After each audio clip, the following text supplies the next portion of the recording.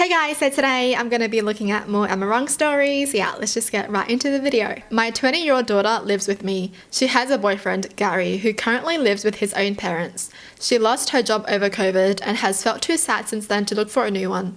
I'm not sure if Gary has ever worked, but he doesn't now. Mostly he just sits around my house playing Xbox and eating my food. I'm not Gary's biggest fan, but my daughter loves him, so I tolerate him and have always been polite to him. About a month ago, she went missing for a little over 3 days. While she does go out a fair bit without telling me, this was a lot longer than usual. I rang her mother and messaged Gary and any of her friends I could think of, and no one had seen her. Eventually, Gary responded with a picture of a baby and "Say hello to your grandson." She had never even told my ex-wife or I that she was pregnant. For context, she's a bigger girl and had put on a couple of extra kilos over the last couple of months.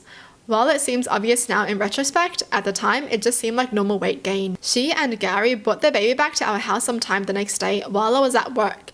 When I got home, I asked her why she wouldn't tell me something like this, and she said it's because she wanted Gary to move in with us, and she knew if she'd asked before the baby was born, I would have said no, and that she and Gary need to get themselves sorted, both get jobs and find their own place to live before the baby comes. She's probably not wrong, but if she waited until he was born, then I'd have to say yes to Gary moving in, because what kind of monster would keep their grandson from living with their father? Is this like a manipulation tactic? Like, what in the world? I was so mad at her for hiding it that I yelled at her, saying that it was an incredibly manipulative thing for her to do, and I was too angry at the moment to give her an answer about Gary. I told her I needed time to process and think, and asked her not to talk to me for a little while.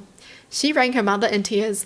My ex then rang me to ask how I could be so cold, and tell me that I was ruining what should be an exciting and magical time for her, my daughter, Gary, and myself.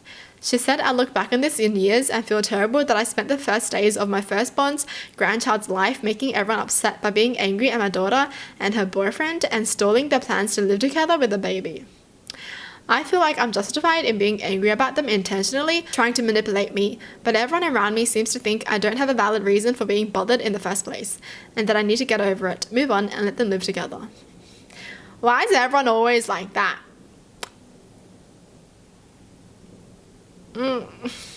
How freaking annoying. Well, that's freaking rude. If they wanted it to be happy news and everything, right? They should have told the dad. They should have been like, oh my god, happy news, I'm pregnant. But no, they didn't tell him. And now they're gonna tell him and be like, it's happy news though, you should be happy. But like, you didn't tell him the whole time before you had the baby. So like, you know, it doesn't make sense. Oh my gosh. I don't even know, bro. I would be mad too. And the fact that they're using their kid to manipulate you so they can live at your place with their partner for longer. And then they're gonna tell you that you don't have a choice.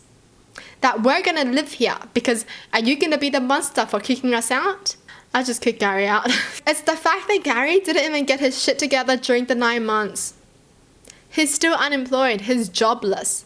But he knew that his girlfriend was pregnant. The fact that he knew for the whole time and he still hasn't found a job, and then you're going to use the baby to manipulate someone so you can live at the house rent-free? Yeah, that's a no. That's a no-no. Dude, they both sound irresponsible as hell. They both don't have a job, but they have a baby. Surely after you find out you're going to have a kid, someone's going to freaking try hard to look for a job or like do anything. You know, work anywhere. Just make some money. Whoa, okay, interesting. Yeah, I don't think this person was wrong because I'd be the same. I'd feel the same. I'd be angry too. You know, like if I was a dad, I wouldn't even want Gary to live in my place anymore.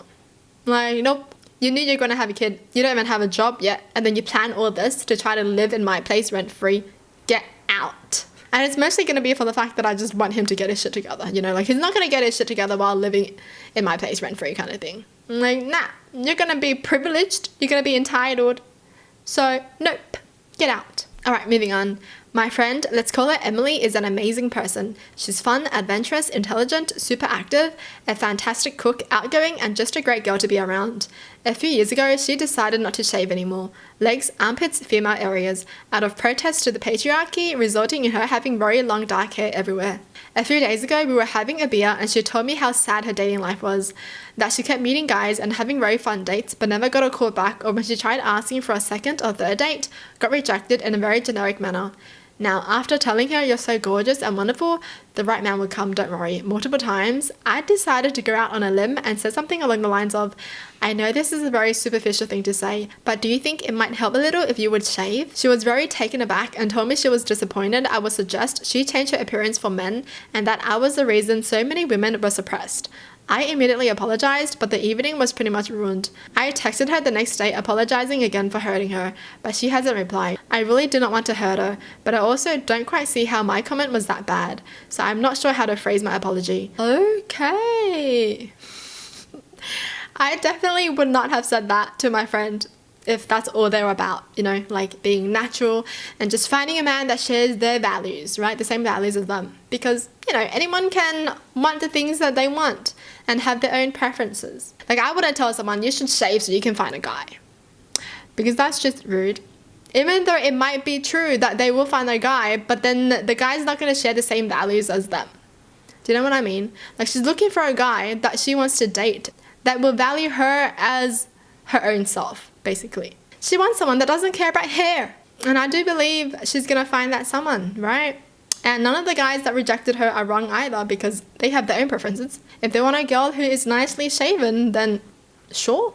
Like, their friend is not wrong for having her values, and the guys aren't wrong for having their own preferences. It's just that maybe it's because their friend was ranting to them so much about not being able to find a guy and everything, and then I guess this person was just like, but that's because guys don't like women who are hairy, kind of thing. Right, I get it, but damn, not like that. Honestly, I think I would be a bit sad if my friend told me to, like, shave. Because I don't shave my arms, right? I have, like, hairy arms. Like, I'm just trying to put myself in their friend's shoe. If I went out, right, and then, you know, no second date, right? And there's no reason for the second date. And the guy didn't say anything about why he doesn't want a second date. And then my friend was like, yeah, you should have shaved your arms. Maybe that's why. I'd be like, okay then. Well, who cares? Well, like, if you don't want me with my hairy arms, I don't want to give anything to him. But honestly, I feel like no one is really wrong. I just feel like misunderstandings. Well, that's it for the video. Hope you guys enjoy. Tell me in the comments down below what your thoughts are. And as always, thanks for watching. Hope you guys liked it, and I'll see you guys next time. Bye!